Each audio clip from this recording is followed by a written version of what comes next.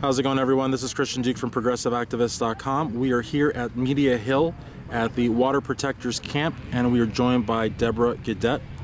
Deborah, you are here from New Mexico. You have your origins here in North Dakota, but you live in New Mexico. Talk to us about, before anything, what brought you to the camp to protect the water? Well, it was a number of things. First thing I would want people to understand about being here at the camp is that it's a cross-cultural experience. Like stepping across into this community is stepping out of a settler colonial capitalist society into an indigenous society, and specifically a Lakota and also Oceti Shakawan society. You know, Oceti Shakawan is a Lakota word that means the 7 council fires. So that's like all of the 7 communities of the Lakota have come together here to form this community to protect the water of the Missouri River. And that's a river that provides water for millions of people, over 10 million, I've heard, 18 million people. It also feeds into the Mississippi River. So we're talking about watersheds for half of the country. Absolutely. And I think what's very important to note also is that, as you said, it provides water for millions of people.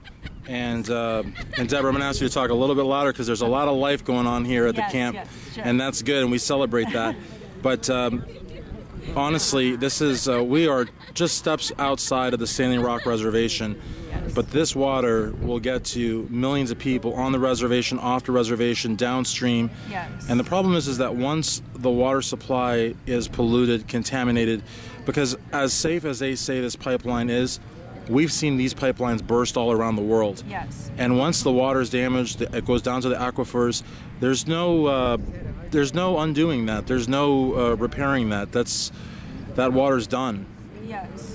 Yes. And living here, you know, here in this community, on indigenous land with indigenous leadership, there's clear priorities that are different from the priorities out in the settler colonial society. And water is sacred. Life, life of people, also animals and plants, and not just right now, but the future generations are sacred and are clearly held way above money.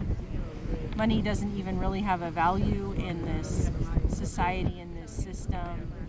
And so it's a huge contrast between this society, this other society, this settler colonial society, where corporations can be people, and the water is not even considered.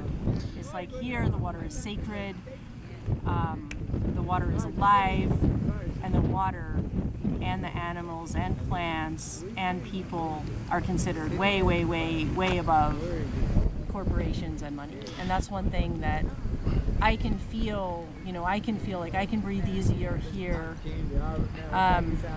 There's a lot of people. I came from an ashram in Taos, and that's like American Hinduism. It was founded in the late 1970s by, basically American hippies. Mm-hmm. They were looking for something. They needed something spiritual. And, they went to India. That's where they could find something.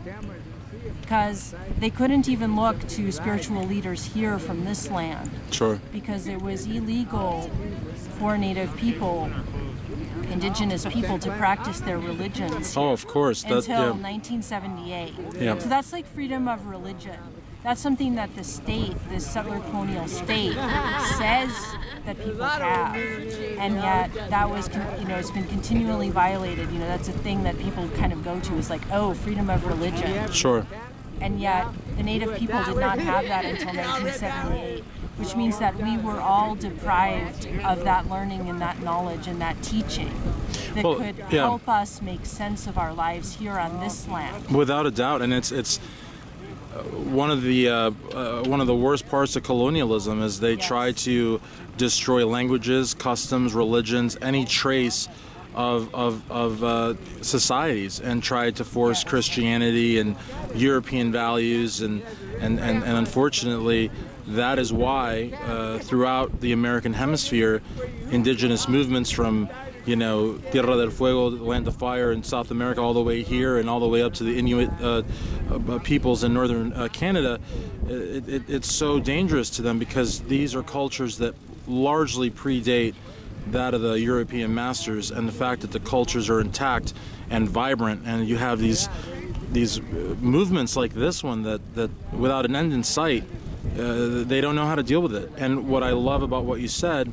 I was just at a ceremony here just about an hour or two ago, and one of the staple messages was the water for the children and the children's children and the future generations. And it's something that you said, that in the corporate value system, it's all about money. It's not about the future. It's not about the generations to come.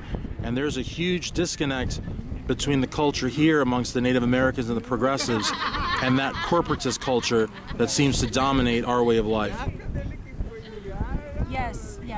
And I think because it also caught me up, it obviously is tragic and genocidal what the state was doing, and it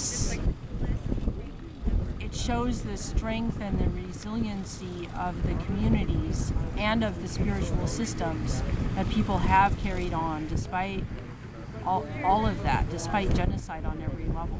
Sure. And it put me in a bind, and it deprived me, people like me, people who are descendants of settlers, to have the opportunity to learn. And that's the same thing with me. I did an interview here, and I said, I'm not Native American. In fact, I'm a descendant of Spanish. I would imagine anyone that was Spanish here was either a participant or a beneficiary of the Spanish colonial rule. And to be able to come here and in some small way lend my voice and my time and my efforts to protecting the water and protecting a very sacred way of life makes me feel good.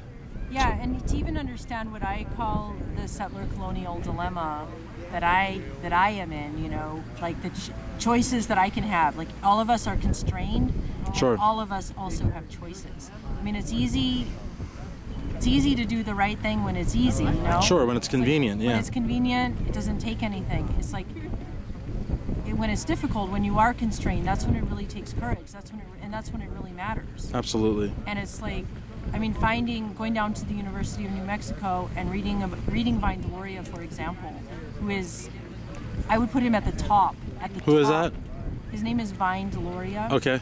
And he's Lakota, and he is from here. He's from Standing Rock. I've heard that name. Yeah, I think it was here. Yeah. And check him out. He had a long career. He wrote many things. He's like in the spirit of Sitting Bull. And he's a contemporary writer? Not quite. He died in 2012. So okay. It depends on what you call contemporary. No, because we're staying up at the lodge here about 3 miles away, and I've had many conversations, and his name continuously comes up. So I was wondering.